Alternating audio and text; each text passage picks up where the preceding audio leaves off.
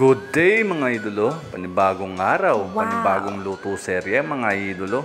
Ang ating iluluto ngayon mga idolo, pork with cauliflower naman mga idol. Sa mga nagsasawa na sa beef broccoli dyan, subukan nyo naman ito idolo, siguradong magugustuhan nyo rin at napakasarap nito mga idol. Tara at maumpisan mga idolo. Ang ginawa natin dyan, ginisa muna natin yung baboy natin hanggang sa mag-golden brown mga idolo. Sinabay na natin yung konting bawang dyan mga idol. Tsaka na natin ibabalagbag yung cauliflower natin dyan. Tapos maglalagay tayo ng konting tubig mga idolo. Ang mga pangsangkap natin mga idolo, simpleng-simple, konting oyster sauce, chicken powder mga idol, at yung chili bean paste natin. At papatakan din natin ng konting sesame oil yan mga idolo para mabisang mabisa yan mga idol.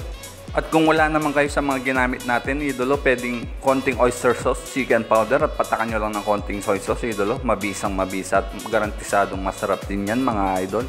At katulad nga ng sinabi natin kanina, mga idolo, pamalit sa beef broccoli, garantisadong masarap at medyo makakamura ka pa ng konti, mga idolo. At mag-add nga pala tayo ng konting pressed garlic dyan mga idolo. Tsaka natin lalagyan ng konting bell pepper red at tsaka ng onion leeks para medyo maganda naman sa mata yung niluluto natin mga idolo. Ano pang inaantay mo idolo? Subukan mo na. Garantisadong masarap at healthy pa mga idolo.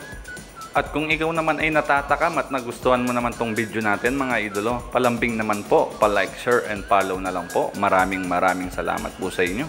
At mabalik tayo sa niluluto natin mga idolo. At ayan, tapos na nga tayo. Pine-plating na lang natin. Ilang minuto lang idolo, meron ka ng masarap at healthy pa na ulam mga idolo. Ano pang inaantay mo idolo? Subukan mo na. Garantisado po kung magugustuhan nyo mga idol.